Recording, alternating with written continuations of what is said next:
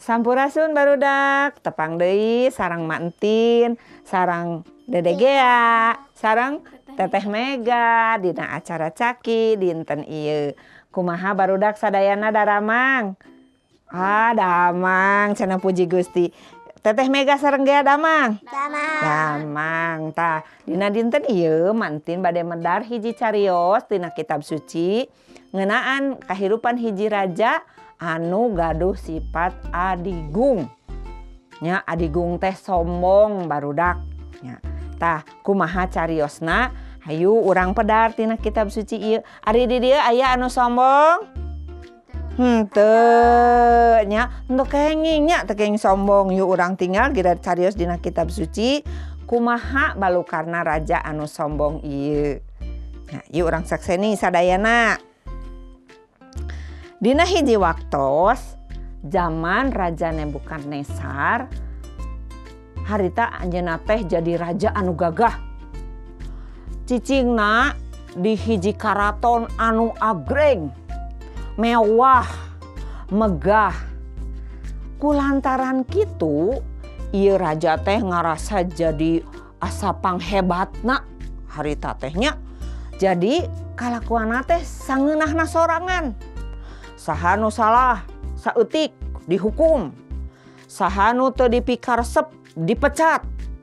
Jadi ngarasa jadi jalma anu pangkawasana.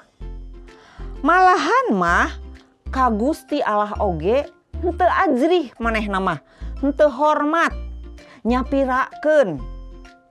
Tapi dina hiji mangsa kalakuanana anu adigung, anu sombong ieu dihukum. Nyaeta Raja Nebukadnezar dikaluarkeun ti karaton. Cicingna jadi diburuan. Malahan mah dihijikeun jeung sato. Hirupna oge jadi kawasato. Pikiranana jadi kawasato. Malahan mah tuangna oge jukut kawasapi. Ih, saha di dia anu resep tuang jukut? Henteu nya pasti alim da teu raos. Da jukut mah paranti sapi, paranti sato, kelenci eme nya.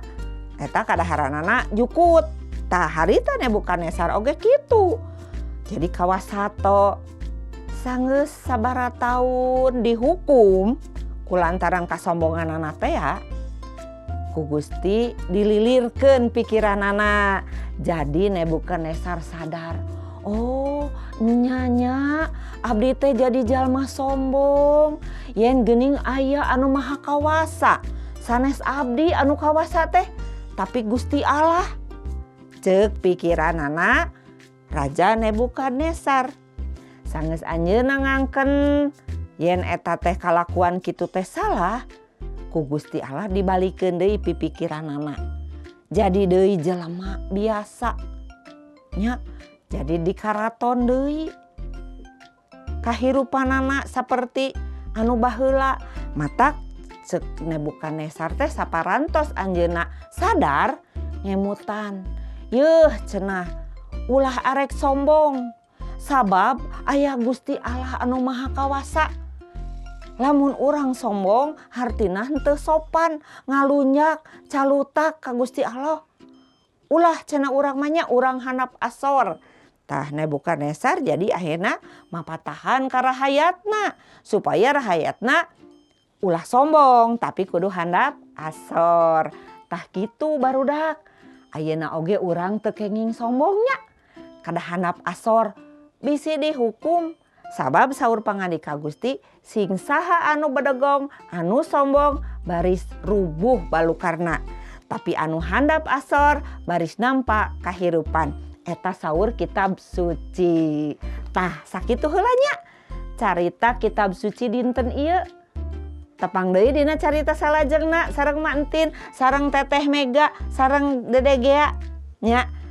Permios. Dadah.